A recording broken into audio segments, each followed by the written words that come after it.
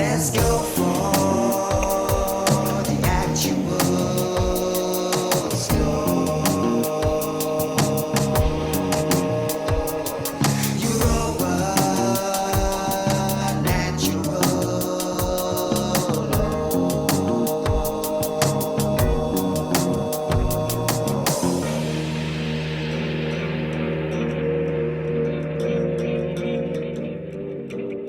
Greetings, humanity.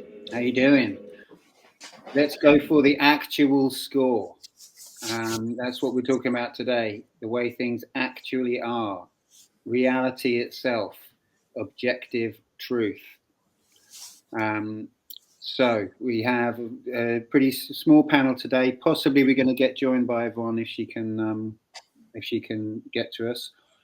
But for now, I'll just say I'm Nemo Jones in Devon, and up here we have Derek Barlicelli. Bonjour. And me, I'm Oscar, and I'm here with my lovely mother, Helene. She's just listening in, fly on the wall tonight. But yeah, we're here in Denmark, and yeah, it seems like it's just the three of us tonight, or the four of us. Hey, Helene. How you doing? Cool. So yes, objective truth. So this was selected, but the chat's been I've been a little bit not very focused on the chat and everything, so I didn't manage to post up this week what people think about this subject on the Telegram group. But it obviously is a fundamental question: is how we determine what is really true, and also determine that there is such a thing as truth. So that bearing that in mind, let's get into it. So yeah, you nailed it there. It's those two questions, determining whether or not there is such a thing as truth, and then finding out if it's possible and how it is possible to align one's perception with it, to know what the truth is, and all of that pertains to the branch of philosophy called epistemology. That sounds very whoa, like a big word. If you break it down, it just means the knowledge of knowledge. Episteme in Greek is knowledge. So epistemology is the science of science. How do we know? Science again means knowledge. So it's all about knowing what knowledge is, and yeah, I think we should try to get our definitions on board. But I won't say too much at the beginning. I just want to say that those are the foundational questions. They are the first questions we want to ask ourselves. As soon as we ask ourselves, is there such a thing as truth? And we ask ourselves, how do we get to know truth? We can begin our journey of truth discovery, and that's what it's all about. That's the spiritual journey of learning about ourselves and the cosmos.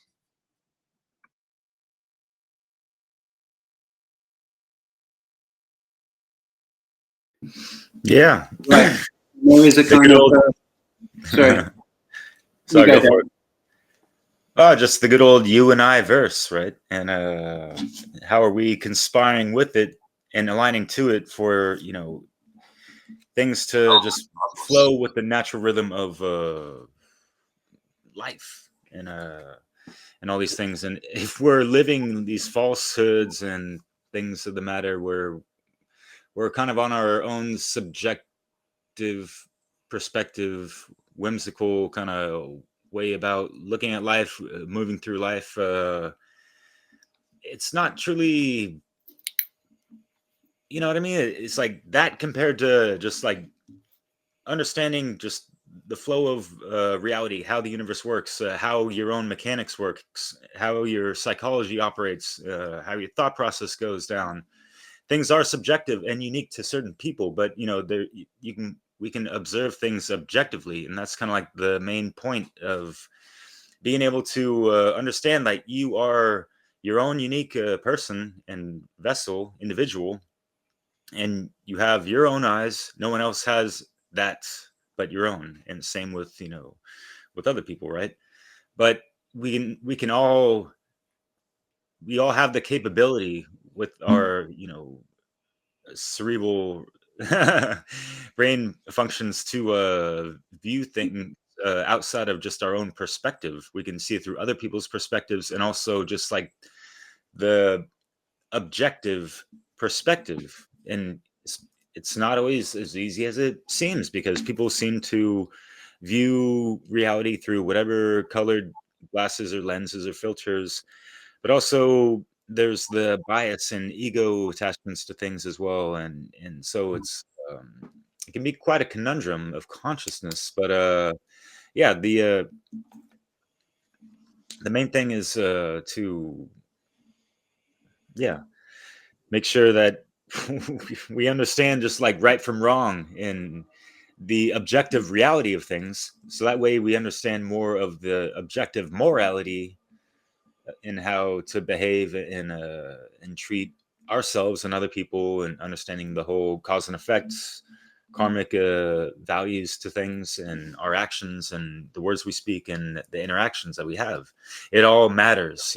It's the solipsistic ideas and the hedonistic and the nihilistic, and even like mixed in with the modernity and all this stuff. Now it's leading people down the wrong path, and it sucks that people are kind of going through like the motions of life, and just kind of conditioned to like a mini-me type of satanic mind state, at least from a couple of the tenets regarding like just service to self above anything else and all that stuff, even if it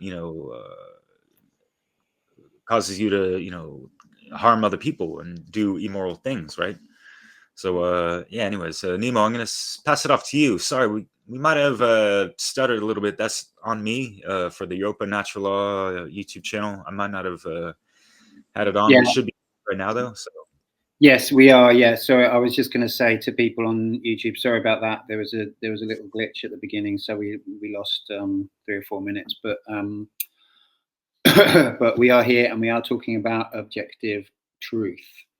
And yeah, I think this is this distinction, subjective and objective, is kind of important to acknowledge that subjective experience is not to be undervalued. It's not to be like looked down on. It's like when we're talking about objective truth, there is a kind of balance, and there is a reality to the fact that we, to a degree, there's the kind of the new age sort of mantra is that we create our own reality. And there is a way in which this is true, but it's not the complete picture. Like so many of these kind of sort of dichotomies, it's not really one or the other. There is, well, or it's both. Let's say, there is an objective reality, and there is also a subjective reality. This is how I see it, and so it's important not to kind of dismiss either. And obviously, you mentioned Derek. You mentioned the ego, and the ego is obviously very much attached to subjective reality. It tends to attach to subjective reality, I'd say, and so we learn. So we tend to sort of protect what we perceive as reality, the subjective version, and we identify it as ourself, with the self. And so that comes down to kind of, you know, a lot of ideological baggage that people are carrying around, you know, whatever it is, whether it's, you know, a religious, you know, mindset or a political mindset,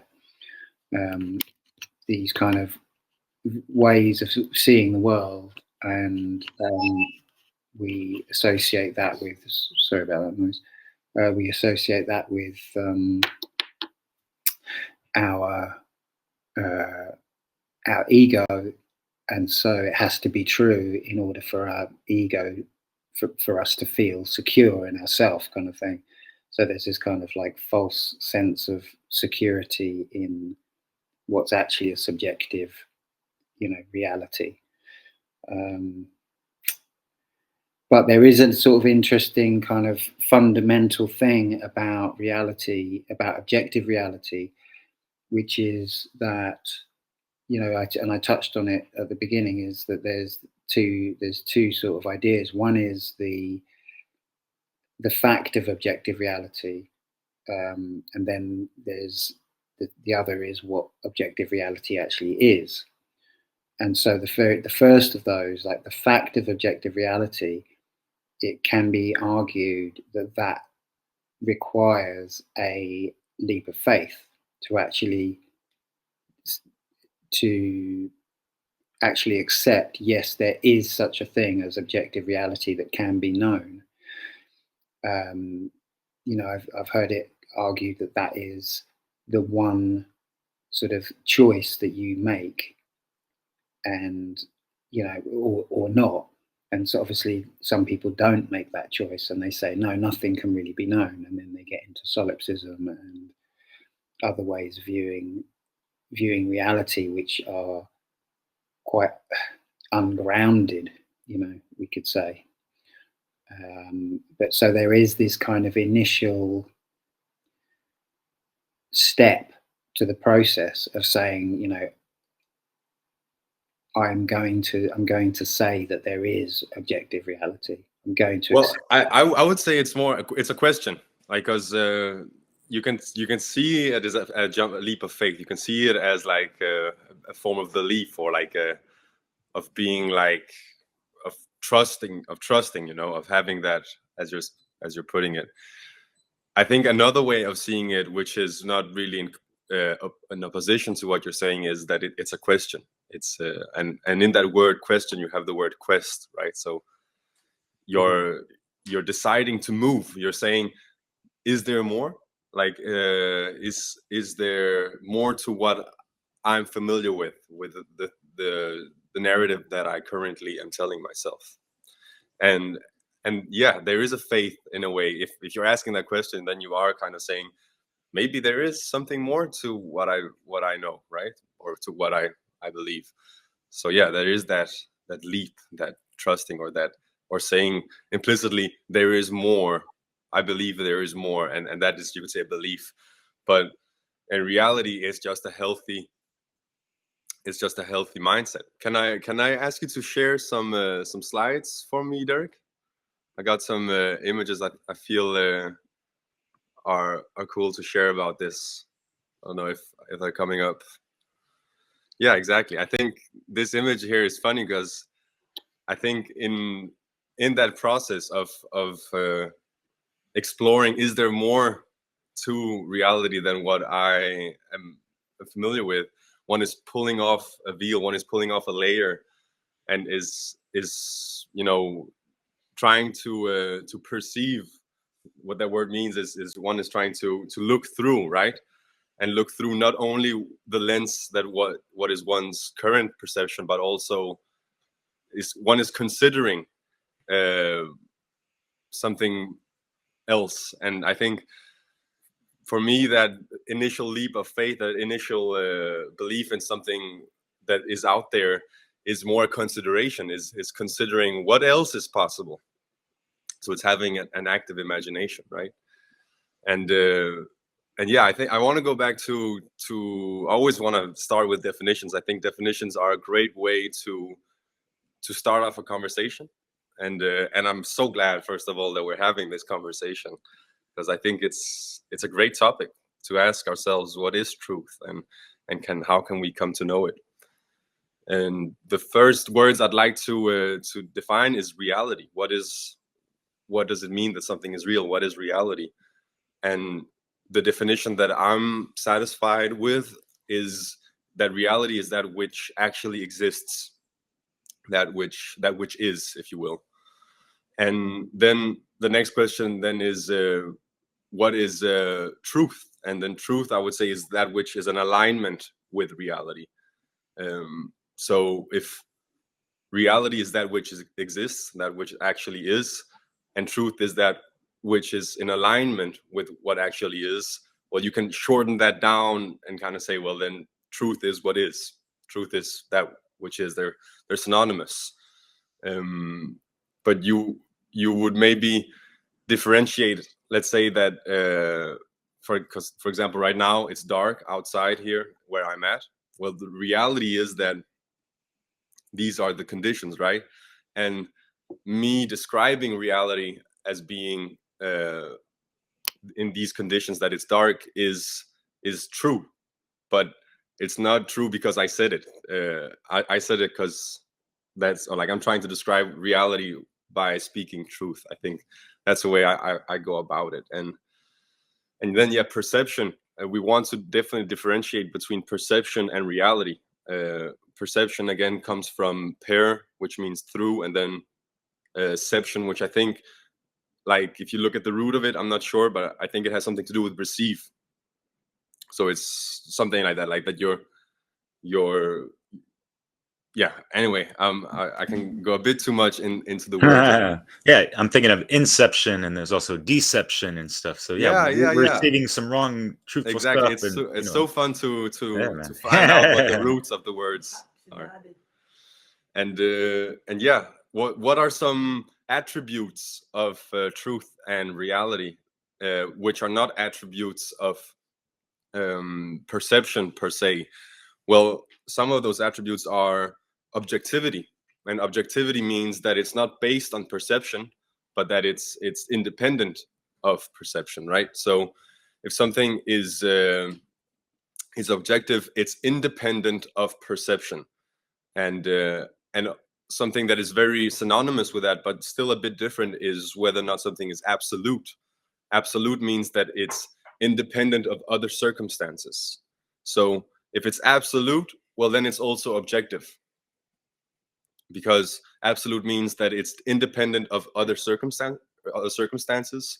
And my perception is one circumstance, but the truth or reality is not dependent upon that circumstance, which is my perception, the way I see reality, the way I look through these eyes and my belief systems.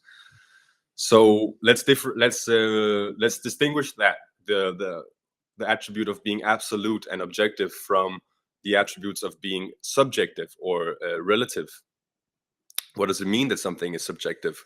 Well, it's kind of like in the word, right? If it's objective, it has something to do with the object itself, and if it's subjective, it has something to do with the subject, which is like a being like me. I'm a subject in the sense that I can do things. I can go out and act, and one of the things I can do is I can perceive things. So if it's subjective, I would I'm not sure, but I would imagine that it means that it's pertaining, or like it's related to my opinion, or my my opinion, something that's related to my.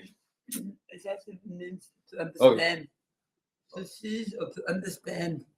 To seize. Yeah. My mother is sharing the definition of perception, and that other part of the word that we were kind of seeing is also in the words inception and deception. It means to seize. So again, it's something to, like, you're kind of grabbing it, right? And then, yeah, relative. What does it mean that something is relative? We hear that a lot about reality. People say certain aspects of reality, or even sometimes all aspects of reality, are relative. What does it mean that something is relative? Well, it means that it's influenced by circumstances. So if absolute meant that it's independent of other circumstances, well, then we can see how that corresponds to the relative, where circumstances actually influence something. So what we want to be relative is our perception. I want to be able to speak with other people and let those those people who I speak with be able to influence my perception. Or I want to be able to look at reality, and if something changes, that, or like something happens that I didn't know, I want my perception to be relative. I want it to be able to be influenced by circumstances so that I'm not stuck. That's kind of what can happen, right? Is we feel like we've looked through the veil of reality. We've seen all there is to see, and we kind of become fanatic. Now we know, like now there's no more questions to be asked. And of course that is a caricature, but the truth in it is that we want to keep moving. Even when we do find things that are true, we want to keep challenging ourselves. We want to keep asking questions. We want to not camp on like in the middle of the mountain, but we want to keep moving and keep climbing, right? We want to keep learning. I'll bring up an image that I think is funny, which is this image of the rabbit. But you can also see more than a rabbit. You can also see a duck. And if you only see one of these, it can kind of like, you kind of maybe need, there's a lot of images like this where you kind of have to kind of force yourself, or like you have to make an effort in order to be able to see it differently. And when you see it, you can't really unsee it, and then you're like, wait. And those images are funny images because they're showing something about reality, right? That our way of looking at things isn't always the only way of looking at them, and there's so much more depth to reality than just the way we're seeing things. We want to keep pushing how we see things. And yeah, that's a bit my rant. A little meme I want to share with the duck here is these two armies here. You got one army over here and another army here, and they're both saying there can be no peace until they must renounce their rabbit god and accept our duck god. And the joke is that you know they're both like they're both really like maybe not that different, or yeah, I don't have to explain it. You get what I'm saying. I think it's a funny image to show that the matter, like our perception can sometimes be we can be a bit too solid in them, and we want to be flexible. We want to be relative in our perception. We want not to be absolute, even though we want to align our relative perception with absolute truth. So there's the kind of like the paradox, or the challenge, if you will. Yeah, and we got ways to resolve this paradox, right? But yeah, the dogmatic religion stuff, like the monotheistic, no, our God is the most, godliest of gods, not yours. So you got to accept ours or pay the consequences and blah fucking blah for how many centuries? This is getting hella fucking old.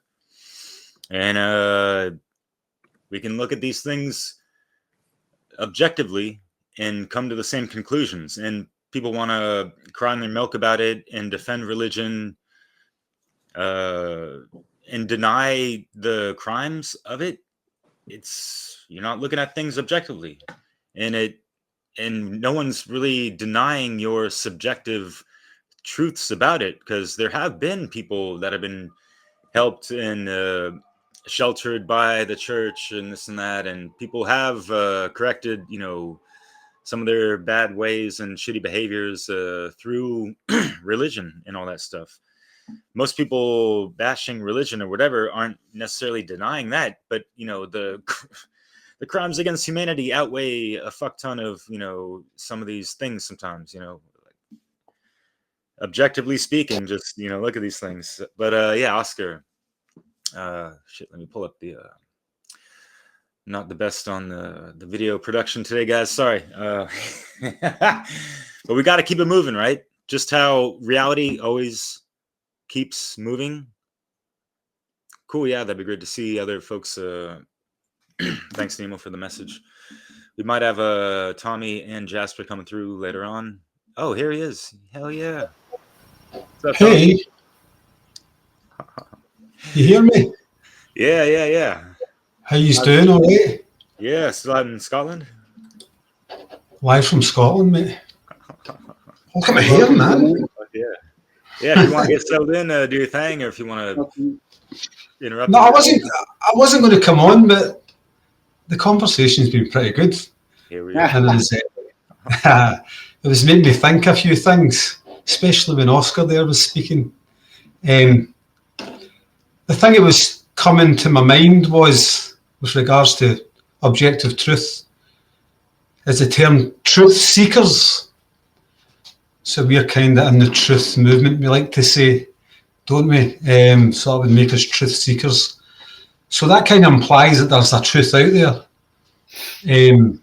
I'm talking generally here, not but on one specific topic. And it has to be, you have to go out your way to find it. You have to have a drive, a want, a desire. I know I've got that to discover truth with regards to what's going on in the world, how the world works, how we work, how those two things come together, and that becomes a journey. But the underpinning thing that I'm saying here is you've kind of got to know that there is objective truth, and a thing sprung to my mind when I was thinking that way. And it's in line with the truth-seeking idea. And I was actually watching something online that's nothing to do with this. It was, I like to go on and watch people debate on Speaker's Corner. Right, it gets awfully religious on Speaker's Corner, right? But you get some quite invigorating debates, and it's kind of like entertainment in a way. And a guy said something. And people know what that is, because it's quite a unique English. Yeah. Well, Speaker's Corner is it's in London in Hyde Park, Speaker's Corner, and it's been designated a free speech zone, which, but the implication of that is everywhere else there's no free speech, you know. So it's like, you know, make of that what you will, you know. And people like believe that that's okay, where the truth is that's not okay, you know. But nevertheless, that it does exist, and people go down there and they have those debates and stuff. And a guy said something, and it links to me talking about being a truth seeker and having that sort of conviction that there is objective truth out there. And he was talking to somebody who was coming from a very subjective point of view. And he asked the guy a question, and the question was, before humans discovered Mount Everest, what was the highest mountain in the world? Which is a trick question, right? And the guy he asked the question was going, I don't know, Kilimanjaro, K2, and he kept on rhyming off all these other mountains, and he just couldn't see what the guy was trying to tell him. And obviously the guy was trying to tell him, said, it doesn't matter that Mount Everest hasn't been discovered yet, it was still the highest mountain in the world, right? So therein lies the analogy is there is objective truth, but we don't come into this world knowing. We're not all knowing. We have to seek it, you know, and that's where I was bringing up the truth seeker thing. I think Oscar was kind of moving his discussion in that direction. Am I right, Oscar? You were kind of alluding to that a little bit, which made me want to jump on. Yeah, most definitely. Yeah, please continue.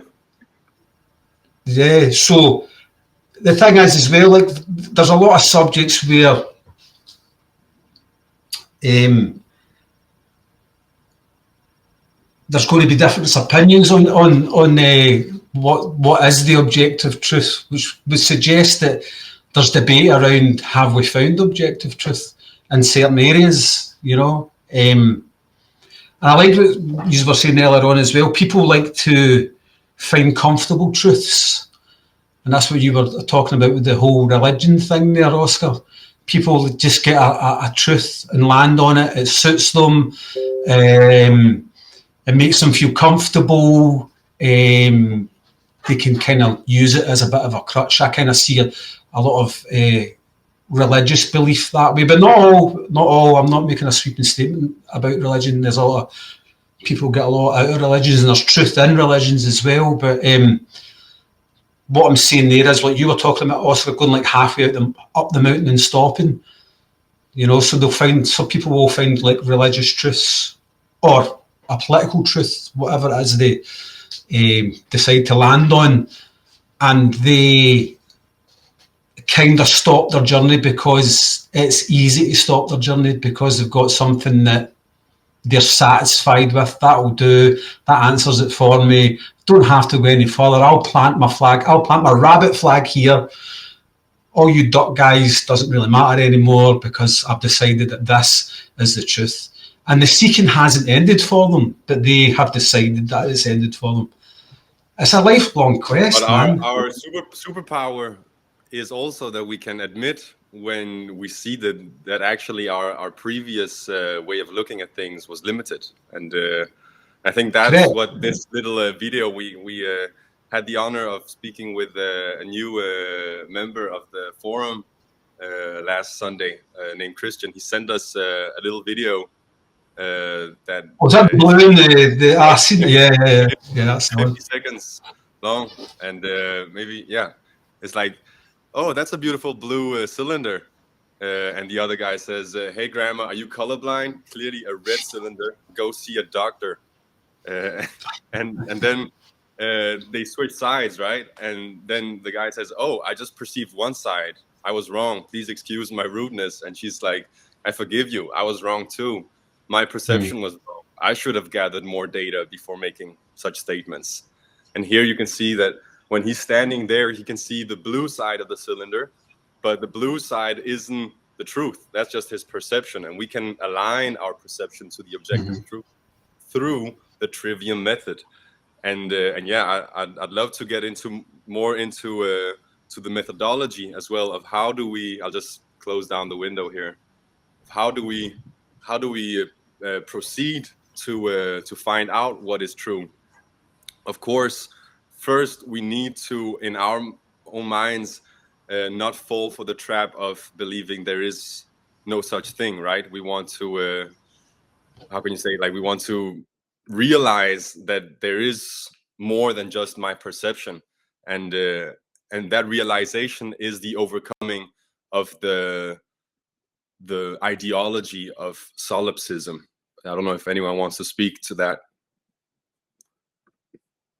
I think there's also this meme here about it here. I don't know if you can share it, Derek.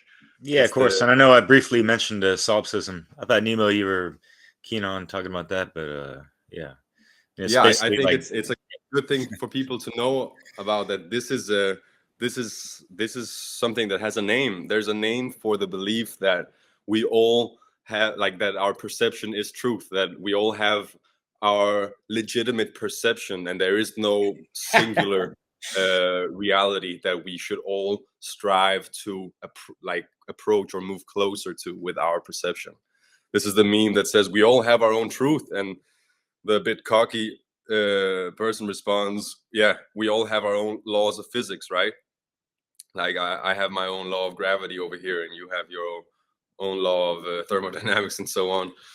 That's silly. It's and I think it's also very provocative for a lot of people to deal with that. But there is also the truth that we just saw in that video, which is that there's multiple perspectives to for example, the cylinder, and the truth is also there's more than two, right? That's where this meme here that you shared, Derek, is really cool. It shows that there isn't just two ways of looking at things. There's multiple, but there is also false perceptions. There's also ways of looking at reality that do not align with truth. So we should not say that any perception of reality is true. And I think that's something we as freedom seekers or truth seekers in the truth movement, we need to also kind of acknowledge that one of these arguments that is thrown at us a lot, which is that we believe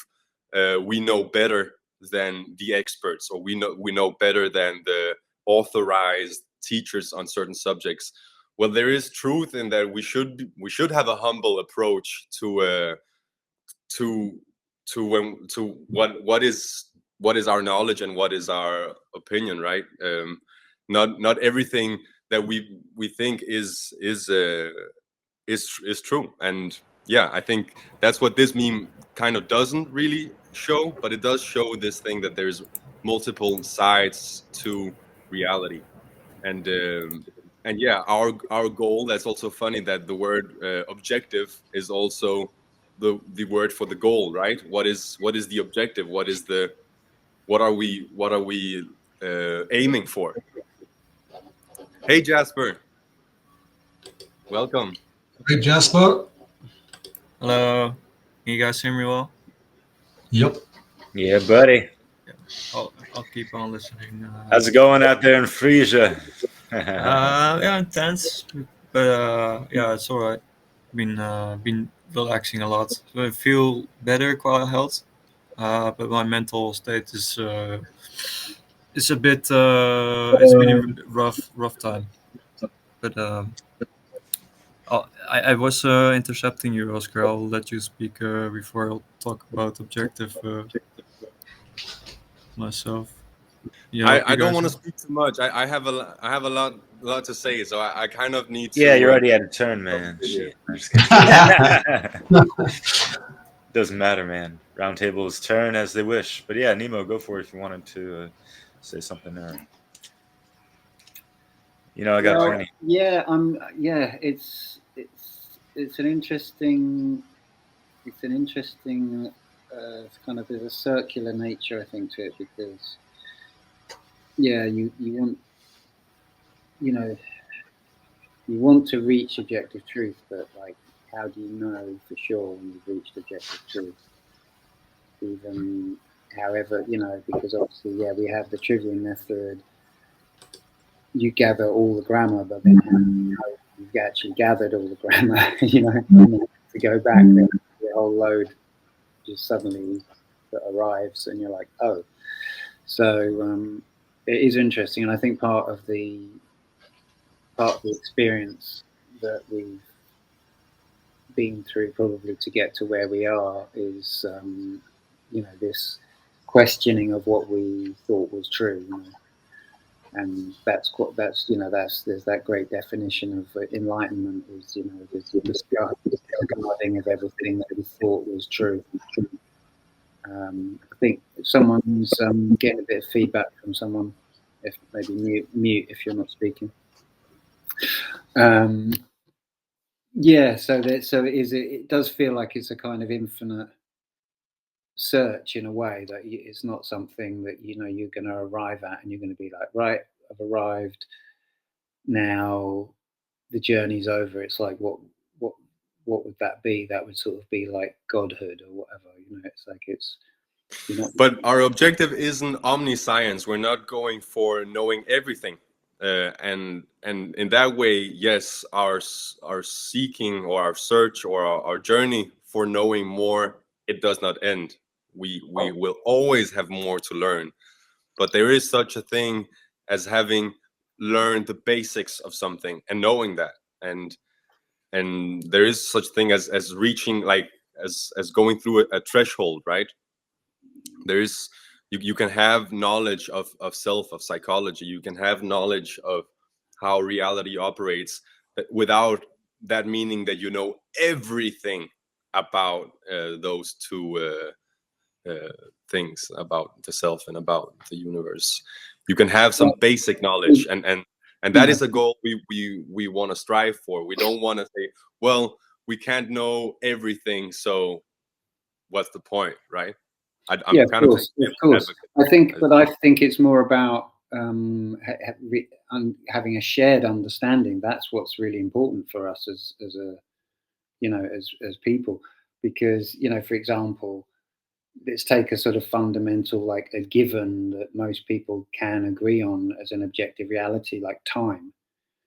You know, it's kind of like, it seems to have this kind of reality to it, but it's like when you really start to think about what time is and what the sort of laws of time really are, it can start to feel quite odd, you know, like, well, why, you know, is time really constant, like everywhere in the universe? Is that, you know, these kind of questions. It's like, if we have to reach some kind of an understanding that is really functional, you know. It's so that we can work together. That's really the importance of And I think when we're trying to explore these, and there's no such thing as a dumb question. All questions are great, but when we're exploring the fact which postmodernism really you know, outlined very well, is that our perceptions, or like our ways of doing science,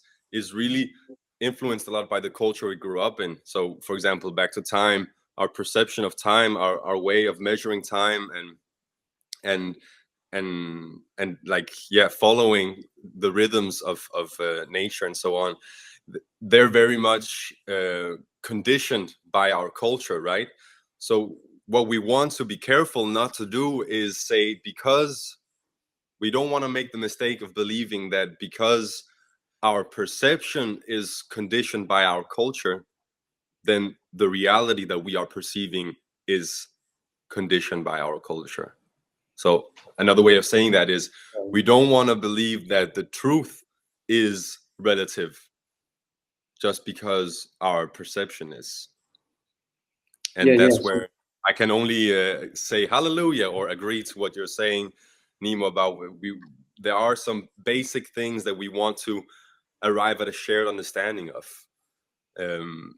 Maybe it's okay that we have different ways of following the rhythms of life, for example, with time. But when it comes to things such as morality, then we don't want to be relative in our understanding. We want to have an absolute understanding of morality. Right. So that's why I'm saying it's kind of like there's a kind of philosophical impulse, you know, to which is, you know, to understand everything in a way. You know, that's the sort of, it leads in that direction. Oh, it's the I want to know more. I want to keep going until I can understand everything, kind of thing. Even if it's impossible, that's the kind of impulse. But when we're talking about objective truth, and our understanding of it, it's really more of a functional sort of purpose that's serving. It's like, well, if we can all agree on a certain amount, you know, then we can move forward. We have a basis of understanding. We have a foundation of working together, you know, that's going to be cohesive and that's going to last. That, you know, and that's really the kind of purpose of it that's actually more important than the sort of pure philosophical kind of aspect.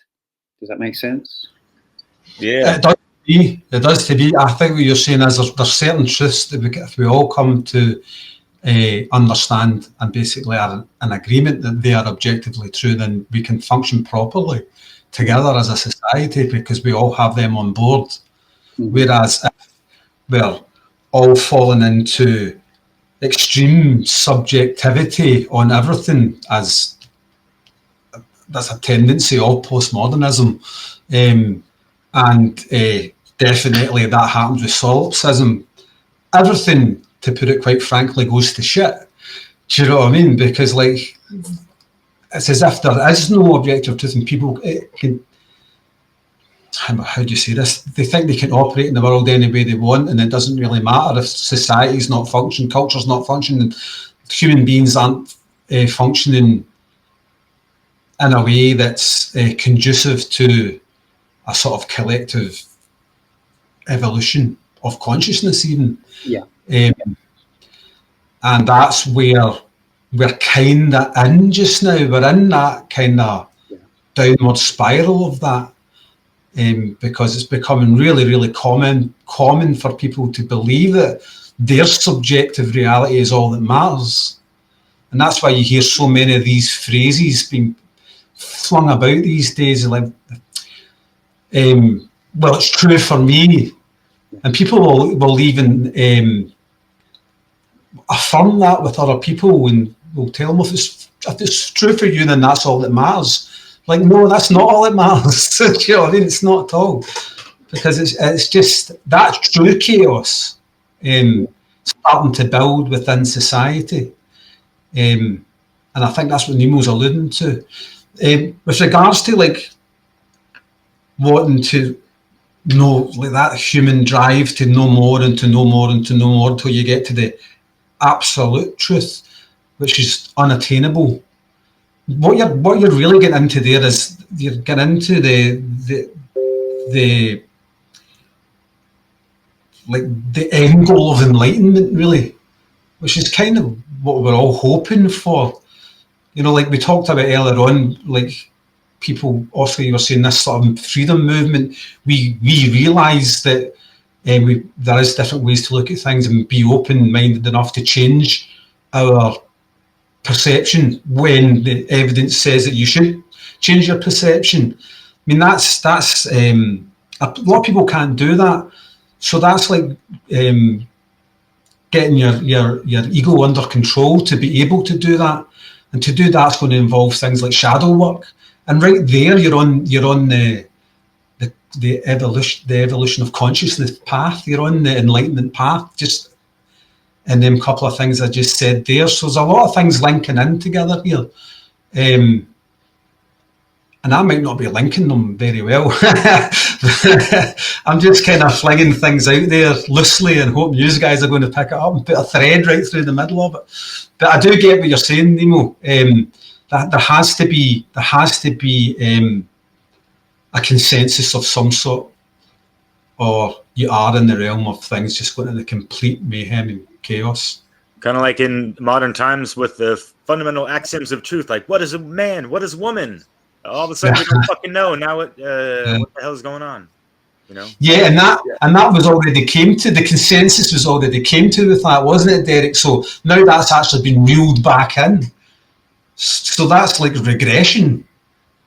Well, I mean, the whole argument is that it's oppressive, that describing reality as being like describing reality in a way where one says this way of describing reality is the true way, that is seen as oppressive, as being well, like it could be, you could say that it's like it's coming from a place of fear, that you're not open to reality if you're describing reality in a way where you're saying that way of describing reality is the true way.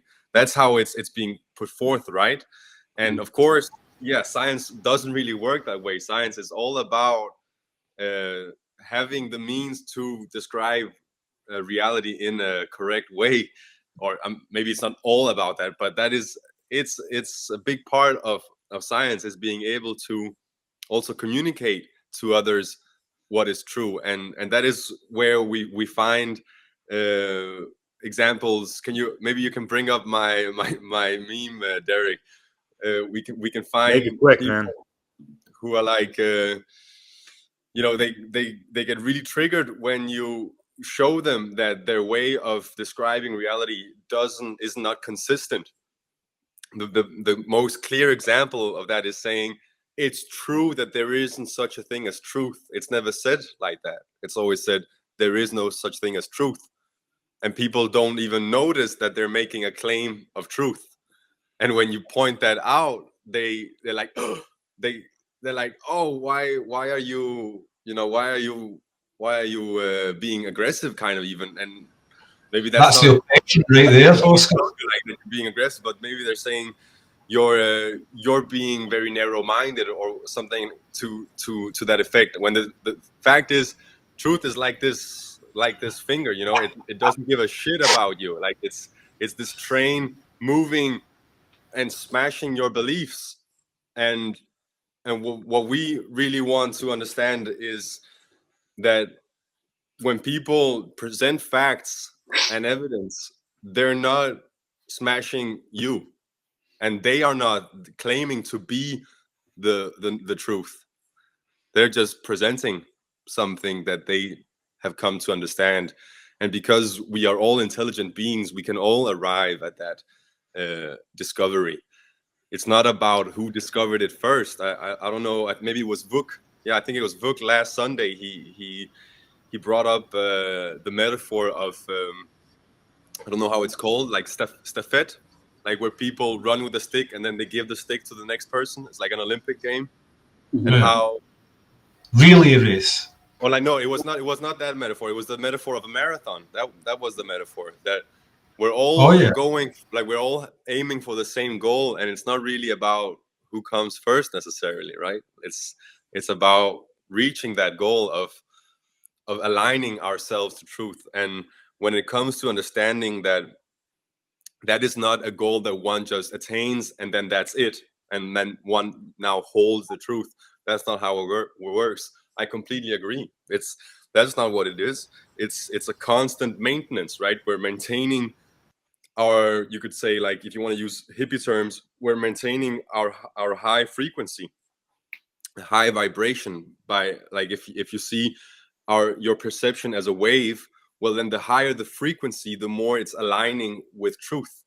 And that's what we're going for. We're not going for the mind of God and knowing everything. We're going for being as close to the truth as possible, so that we can groove with it, so that we can work with it. And that's, I think, what aligning to natural law is all about, is being so in tune with how things really work and how our own psychology operates, that we're becoming magicians. You know, I don't know if you still got the tarot cards in front of you, Derek, but in that card there's the individual who is having an arm above and below, so he's being like that that bridge, if you will, of the different, like the big universe, and also the individual, the psychology of the self, right? And he's got all the elements arrayed in front of him, or her, if it's the other gender, of course. And yeah, people can identify with how they like. This isn't really about saying that you have to perceive reality this way. It's about saying, how am I perceiving reality, and can I keep moving? Can I move forward in my understanding? And I think this graph here is a perfect example of it, right? It's kind of like the iceberg, where you have the huge unknown, which is, in this graph, it's green, that you don't know. It's what you don't know, you don't know. It's what I don't know, I don't know. It's everything that I have never explored or given thought to. But there's also what I know that I don't know, right? I know that I don't know a lot about martial arts, or I know that I don't know a lot about printing books, or this kind of thing. There's fields of knowledge that I don't know a lot about, but it's all about making this area, what I know that I don't know, bigger, so that I can start knowing more about it. So yeah, I think this is a cool graph about, there's what we know, and then there's what we know, what we don't know that we know. Well, okay, this one is a bit silly. It's like when someone is explaining something to you, and then you're going like, okay, yeah, I never thought that was the name for it, right? I don't know what that an example of that could be. Hey, Oscar, I'm gonna cut in, I think, because I'm just realizing Jasper's not spoken, so is it all right for me to cut in across that? Yeah. Of course. Go ahead. Jasper, do you want to? Sure, I could just say a few things, because for me, I come from like the angle of like John Vervaeke. I mentioned also in the comments, he speaks about like transactive instead of objective. And another issue is as well as the objective often has people have like biases by which they are not able to see things as they really are, because they like some of you also mentioned with like the truth and like sticking to it because it's comfortable. I think Tommy said that, but that is a bias, and this biases is often like we all have biases. That's something to be aware of, that that not everything is as clear as we like to see it as. So I think also truth requires humility, therefore, a lot as well. But I don't have that much to say, because I did think about like a saying that there is in Frisian. That's like Frisians don't really say everything they know, but they know everything they say. So like that's why I try to keep it short, because I don't want to say everything I know about objective truth, because it's so like it's a lot that there is in the world. You cannot name it all out. So instead, what I've said this far, I know by my heart that it's true. But it's not the. I'm not saying it's the truth. That's like it's not. That's something that's also another issue, is the imposement of truth, saying that I recognize this as the truth, but I'm not saying it for somebody else. I'm saying it for myself. I cannot. I can only verify my own perspective, or the way that I see the world. So another thing is also that's like another type of philosophy. It's called perspectivism, which means that everybody has some level of truth. Nobody, like myself included, I don't have the full picture. I see a certain part of it, and I can share that, and that's what I can offer. But I'm not saying this is the entire truth. So I don't believe there can be any person, any guru, or any someone that says like I know it all and this is the entire truth. But I think that you can have a larger view on a greater whole, but it's never a complete picture, because you always have these biases or like limitations of your mind to see the truth as it really is, because it's so much more bigger than what fits into our brains. That's my take on it. Thanks. Right on. I was just going to say something. Sorry, my pen around. I was going to say something about about belief, and the thing that it really it's spiritual. You know, this question about this, like, there's sort of facts, and facts don't care about your feelings, that kind of thing. That and this readiness, or it's a kind of spiritual. It's like it's more of the heart, like what you really want to understand, or what your goal is, what your aim is in, let's say, in a conversation. Are you wanting to understand the truth, get nearer to the truth, or are you wanting to protect your beliefs and your ego that you've built up? And this is, sadly, this is the world that we're in. I mean, we've alluded to this. It's like, this is what ideology is really. I think, I'd say that all ideology really is a kind of an armor, of belief. It's like, well, I don't need to think, I don't need to like pursue truth, because I have this impenetrable kind of thing, outfit, that protects me, and I can just, and anything that comes in is just going to be waved away, because I have belief, and that's this is a deep spiritual problem, for all of us, because this is what we're really facing, is people with beliefs, people with ideologies, people with yeah, and it's uncomfortable, right? It's that's where people speak about cognitive dissonance. If you're presenting a perspective that is just so different from what I believe, and I need, in order to take in what you're saying, be able to kind of put aside what I believe, and then maybe even later on have to kind of kill that part of me that believes in that, or like let go of that belief. That's just uncomfortable. Yeah. It's incredibly uncomfortable, and you know, we've all probably, I think, experienced this, where you challenge something with, you know, a simple fact or whatever, you know, and then the conversation has ended. You know, the person has just gone because it was that uncomfortable that they weren't able. You thought you were having a conversation with someone.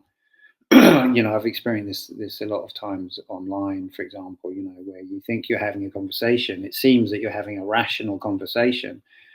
And then when your conversation gets too rational and it really is like smashing into the beliefs of the other person, you know, and you're being polite, it's not like you're hammering at them, but it's just like, well, here's the actual rational argument, and I'm honing it for to get the point across, and then the person's gone. They've just gone, because that's easy to do online, you know, or even in real life, people will say, I can't talk to you anymore, you know, and they've just gone because they can't. Yeah. Sorry, I told you a few weeks ago, my neighbour walked out on me. Right. My Christian neighbour, who was trying to make me a Christian, and I just started questioning Christianity, and just lightly, you know. And I'll tell you what I questioned. I questioned the Jesus dying for your sins, part of Christianity. I questioned that, right? And my neighbour, who's a really, really, really nice guy, he done the whole stand-up thing. I don't think I can talk to you anymore. I think it's about time I left. No, the like, the like overly offended thing, and I'm like, my God, I was just like, that was nothing. Quite a light, not even that deep. I just questioned one of the things that you believe in, and it was only because he was trying to get me to believe in it. Yeah. You know, and I was like, well, this is why I'm not jumping on your invitation to become a Christian, because, well, for one, this thing. Yeah. And then, so, you know, he's put his jacket on and wanting to leave, you know. But what somebody said, I can't remember who said, I'll be quite quick here, right, about being comfortable in their beliefs, and to hark back to me talking about being on like a truth discovery journey. I think it's safe to say that everybody here had that realization that there was things not right in the reality in which we live, right? And then that's when you start to question things, and that's when you start to seek. And it's all led us to where we're sitting just now. And that is the whole truth-seeking journey that we've all been on. And everything we've talked about, religious beliefs, political beliefs, subjective reality, solipsism, the whole gender question and all that stuff, that is what that's all the milieu of the stuff that was floating around us till we eventually went, what's going on here? And kind of put our heads above the parapet and went, this is crazy. You know, and then in that, I don't know what it was like for you, but for me, it was that point I went, there's something else that I need to know, because this isn't it. And therein lay the first footsteps of my truth-seeking journey. But it does for me also link back to loads of shows that this group's done already. I think a show that really jumps out when you talk about putting your ego aside. We talked about like being in cognitive dissonance. This group actually had a show called Are We a Cult?, which is a great testament to the group that we had the wherewithal to actually stop and say, well, if we're going to question everything else, we should be able to have a look at where we're at as well and assess if that is true as well. And I think that's an essential part of being somebody that's seeking the truth. And I'm on a bit of a rant, You asked. and I'm on a bit of a rant. So I'll let somebody else come. I wasn't going to come on tonight, but it's turned out to be an excellent topic. It's went and No, I think you So- contributed some really cool things, and I'd like to Yeah, add man. a bit Jesus on to Christ, what you're dude. saying Fucking- about the when it comes to the whole, you know, the my truth, and I kind of alluded to it before when I spoke about postmodernism, Tommy, how postmodernism, well, what it kind of did, even though yes, it's true that our perception and our ways of doing science is totally conditioned by our culture. That's what we saw with the claims of truth made in the with the racist science that that was done, you know, about like how the Negro man, he's not as intelligent as the Caucasian man, right? All of that, all of those claims of truth. Well, that's a perfect example of how, you know, we're biased by our culture. So what postmodernism did, well, which was good, is that it showed us this. It deconstructed our idea that we're fucking objective in our way of doing science. But it went so far and deconstructed the metaphysical existence of truth, or like our foundation, which is that there is such a thing as truth. And that's how we got to this thing of there's my truth, or, well, there's no actually basis for saying that there's the biological truth of for example, gender that we have today. And it's such a hot topic. It's an easy way to you know, distance people, but it's just to give some reference that postmodernism gave us kind of something great, which is to acknowledge our own biases, right? But it's also went so far to say that there is no such thing as truth, and deconstructed that. And yeah, I mean, we really chose a topic this time here, just objective truth. That is, it's such a great topic to explore. I'm so happy we got to speak about it. And it's of course related to knowledge, knowing truth. And when people think of knowledge, they might not realize that there's more ways of going about it. It's not just learning through induction. That's the main way people think of, right? It's you observe something. I think I actually even have like you observe something, and then you formulate a hypothesis, and then when you've kind of made thought of a way of testing your hypothesis, when you thinking, well, if what I believe about what I'm observing is true, then I can test that like this. Then when you've done enough testing, you can start to develop a theory which your tests or your experiments are supporting, and then you can start even making predictions. That's what people think of as science, right? The induction method. You're seeing something and you're asking questions about it and trying to describe reality that way. But there's also, and that's what we're doing here tonight, right? Is that we're kind of like the round table, and in the middle here, I don't think there is, but if you imagine that there's, well, in this case, there's like a mandala, but in some cases you could also imagine that it's like the Holy Grail, which could represent the truth that all these knights they're striving for, right? And by sitting around the round table and sharing perspectives with each other, they can arrive closer to that mandala. They can see it from different perspectives by talking to each other. And that's kind of one of the beautiful superpowers we have as humans, is we're able to come closer to reality by talking together. It's not just humans, we see it in nature, of course, as well. But yeah, I think that's something we want to remember, is that is something we can arrive at way quicker when we're in it together, when we're sharing our view. And that's not to say I can't have a totally messed up view, which is not going to be relevant to the further development of science. But yeah, we're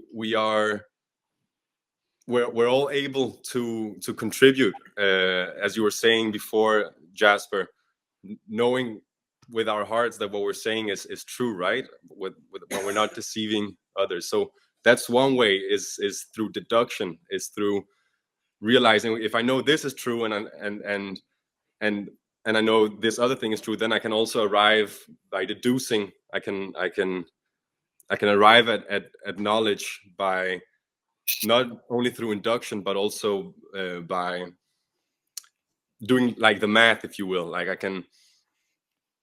can recognize that there's no other possibility. I think the Sherlock Holmes quote goes a bit like that: you can eliminate every other possibility when you say, well, that's impossible, then the only thing that remains, even though it's improbable, is the only thing that's possible, and then you've deduced yourself to truth. That's Sherlock Holmes's way of arriving at truth. And then that's a kind of reference to the topic we were speaking about last time, which was healing. With enough healing, you can start trusting your own intuition some more. So that's a third way of arriving at knowledge, of arriving at truth, is through trusting our own selves and the gut feelings we have. But yeah, that does require a significant amount of healing, because you can also believe something is your intuition when in fact it's not. Yeah. Can I hark back? I know me and Oscar are kind of taking over this discussion a little bit, but just I want to hark back to what you said about postmodernism earlier on when you were talking. I'm not going to kid on that I'm a student of postmodernism. I'm not. But you said something that linked into what Nemo said earlier on when you were saying how the racist point of view that the Western society in particular held not that long ago got changed because of postmodern thinking. That's kind of what Nemo was saying as well, because like that's something that everybody is, well, most people, enough people are on board with to make a positive forward movement, and as a species, an upward trajectory move, and that's due. So yeah, postmodernism has got the positive side to it. I just wanted to point that out, and it made me think of something that Jordan Peterson actually said when he was criticising postmodernism, and he said it gets to a point where, yeah, anything can be true, anything can be interpreted as true, but it's got to be something that can be iterated over and over again and have positive results. You know, so like for example, just to hark on Jordan Peterson, he talks about the Cain and Abel story a lot. You could interpret that as in it's okay to kill your brother, and that's where postmodernism kind of goes a bit mad, you know, because like that's not going to iterate well down the line, is it? So I don't know why I'm bringing all this up. You just got me thinking, Oscar. You just got me thinking off the top of my head. But you did link into what Nemo was saying earlier on. And the thing with the Mandela as well, didn't like Mandela's in the floors of like cathedrals and stuff, just a slight sort of thing I picked up on. They not use as like meditative tools, like the kind of maze-shaped Mandalas, and you would just walk them and walk them and walk them. It's a sort of active, meditative, contemplative, kind of links into your whole intuition flex that you had at the end there, Oscar. Sorry, my thinking's not that joined up tonight, guys. I'm just flinging things out. I love it. I love it. No one brought up my Mandela. What the hell, yo? But anyways, in conclusion, right, because it's about that time of the hour, I believe, right, Nemo? Yeah, we have to avoid this whole the my truth stuff and just being malignant to what is actually objectively true, the isness and all this stuff, which can coexist with people's subjective perspectives. Oscar, you mentioned, you know, like the frequency, and it's too bad we don't have Chris Nelson's cool slide on that. But yeah, it goes back to the law of polarity, and I mentioned this in at least one or two of just how they mention, especially folks that are familiar with the KYBALION, that all truths are but half truths in what they're talking about, because it was not. And also, people have to understand, like the Hermetica, it's pretty fucking ancient, and it was written a long time ago. They were using a different set of language, not the same way we use English today per se.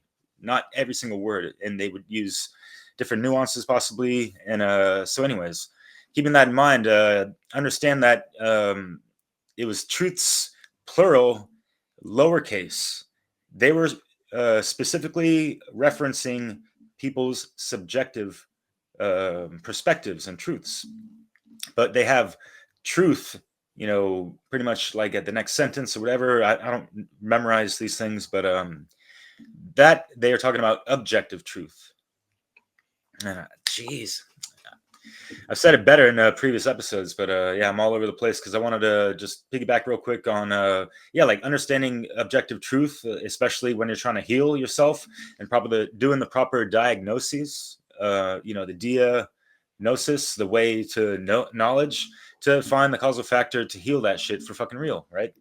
And that brings knowledge versus belief, right? I've even did a hip hop mix. I think Tommy might have seen that, or it was the other one the other night. Forget, but I just went into this many times before because it's like years old. I've been doing these types of videos, but like, and Mark Passio talks about it as well. Belief can be seen as the enemy of knowledge, right? And we could see in context of this conversation, belief being the subjective truth and perspective versus like knowledge being the objective truth. Yet, of course, people have their own, my truth isms about these things. And also people that have come to certain profound truths and all that speak a little bit too much in absolutes. So we really do have to take it to the trivium and refine the rhetoric over and over and over again, because it's boring to hear people just talk about like the mainstream media, they lie about everything, every single thing. They didn't even get the dates or the time right, or the weather or anything like that. You know what I mean? Like, so like to think 100% is fucking falsified information being broadcasted that's backed by billions of dollars is fucking stupid, and it kind of makes you look not the most credible person to listen to. And anyone out there listening, we're not expecting anyone out there to believe us.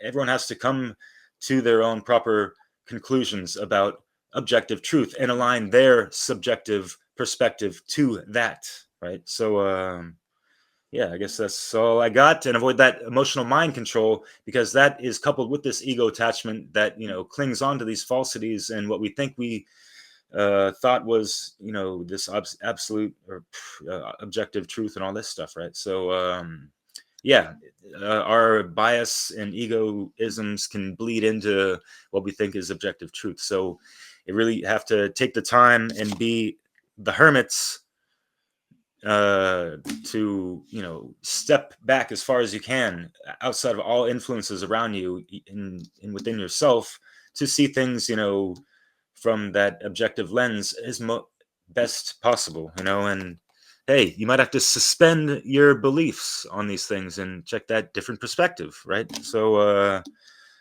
all those tower cards, but nobody escapes the law. And we might speak about truths and it might be objective. It doesn't mean that it's our truth. No one owns truth. It's just the isness, right? So make it part of your daily business, and make sure that others bear witness to your spiritual fitness. Thank you all. Yes. Jasper, did you have any last thoughts? Well, what the card is, there's like a god in Frisia, like back in the day, it was called Fawcetti, and it was god of justice. So that was something that sparked up. But now I don't have that much to say left. Only that like what is truth is also, I believe it's changing over time. So I don't believe in a fixed truth. Like it's a paradox, of course. It's a half truth, like Derek says, that it's not changing, but it's also not fixed. It's difficult to comprehend with the mind thereby. But I think, yes, like I think Oscar said in the beginning something to this effect, that like you could, the truth, like it's not like, oh, now you found it and that's it. Like it goes on. It's a continuous thing. It refines, and while you're finding the truth, you're also creating the truth in a new way.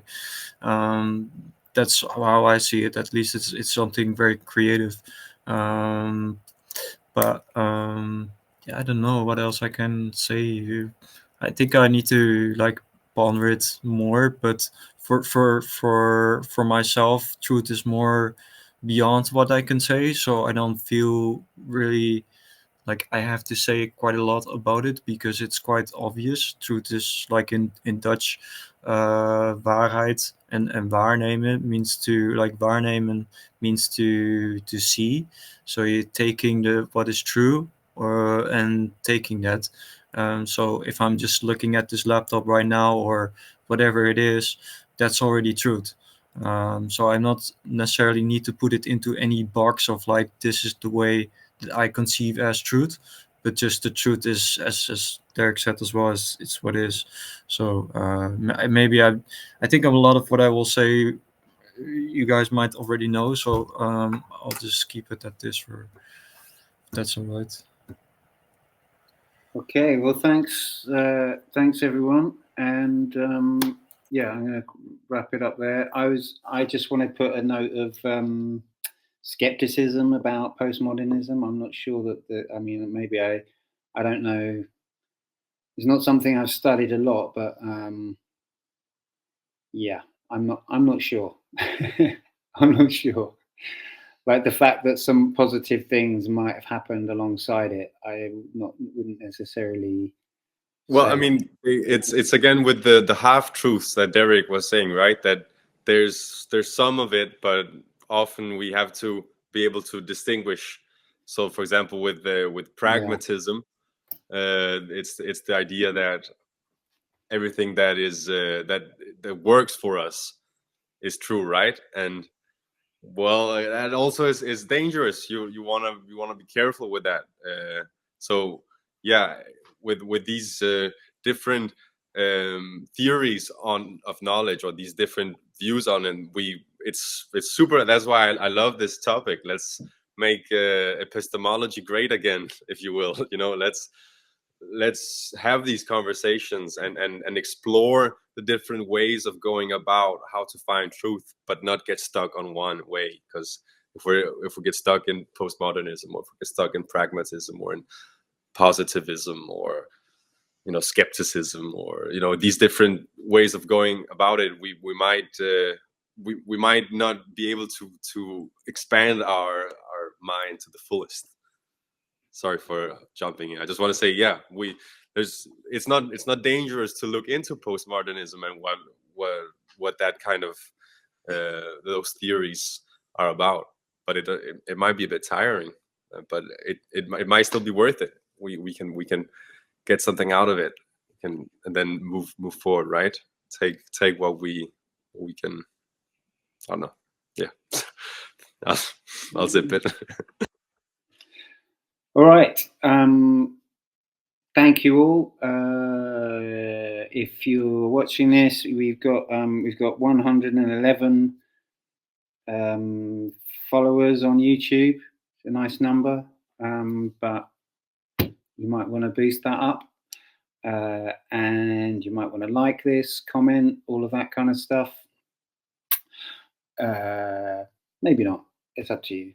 And we'll be back next week. I don't think we settled on a topic for next week, so that's that. There's plenty of stuff in the description, including a link to our Telegram channel where we have discussions going on during the week. And I think that's all I really need to say. So thanks everyone, and I'll see you next week on Europa Natural Law.